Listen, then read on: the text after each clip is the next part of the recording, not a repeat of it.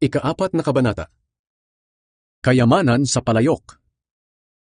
Dahil sa awa ng Diyos, pinili niya kami para ipahayag ang kanyang bagong pamamaraan sa pagpapawalang sala sa mga tao. Kaya naman hindi kami pinanghihinaan ng loob. Tinalikuran namin ang mga kahiya-hiya at patagong gawain. Hindi kami nanlilinlang, at hindi rin namin binabaluktot ang salita ng Diyos. Pawang katotohanan ang ipinangangaral namin. Alam ito ng Diyos, at malinis ang aming konsensya sa harap ng tao. Ngunit kung may mga hindi nakakaintindi sa magandang balita na aming ipinapahayag, ito ay ang mga taong napapahamak. Ayaw nilang maniwala sa magandang balita dahil ang kanilang mga isipan ay binulag ni Satanas na naghahari sa mundong ito. Binulag niya sila para hindi nila maintindihan ang magandang balita tungkol sa kapangyarihan ni Kristo na siyang larawan ng Diyos. Hindi namin ipinangangaral ang aming mga sarili, kundi si Hesukristo na siyang Panginoon. Naglilingkod kami sa inyo dahil kay Jesus, sapagkat ang Diyos na nagsabing, magkaroon ng liwanag sa kadiliman, ang siya ring nagbigay liwanag sa aming mga isipan para maunawaan namin ang kapangyarihan ng Diyos na nahayag kay Hesukristo. Nasa amin ang kayamanang ito, ngunit tulad lang kami ng palayok na pinaglagyan nito, para maipakita na ang hindi maparisang kapangyarihan na nasa amin ay mula sa Diyos at hindi sa amin. Sa aming pangangaral, ginigipit kami sa lahat ng paraan, pero hindi kami nalulupig.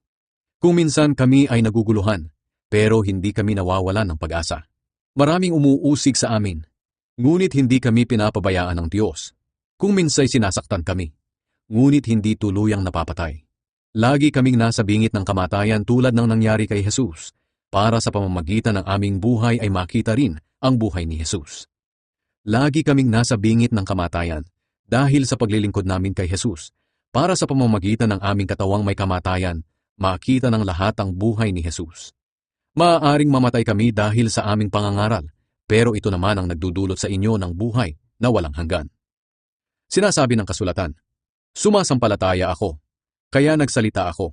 Ganoon din ang aming ginagawa. Sumasampalataya kami, kaya nagsasalita kami.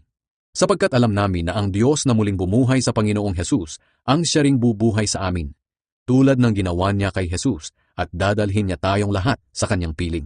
Ang lahat ng paghihirap namin ay para sa inyong ikabubuti, para lalo pang dumami ang tumanggap ng biyaya ng Diyos.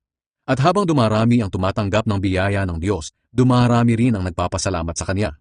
At dahil dito ay mapupuri siya. Iyan ang dahilan kung bakit hindi kami pinanghihinaan ng loob. Kahit na unti-unting humihina ang aming katawan, patuloy namang lumalakas ang aming espiritu. Sapagkat ang mga paghihirap na dinaranas namin sa mundong ito ay panandalian lamang, at hindi naman gaanong mabigat. At dahil sa aming mga paghihirap, may inihahandang gantimpala ang Diyos para sa amin na mananatili magpakailanman at hinding-hindi mapapantayan. Kaya hindi namin pinapahalagahan ang mga bagay na nakikita sa mundong ito, kundi ang mga bagay na hindi nakikita. Sapagkat ang mga bagay na nakikita ay panandalian lamang, pero ang mga bagay na hindi nakikita ay walang hanggan.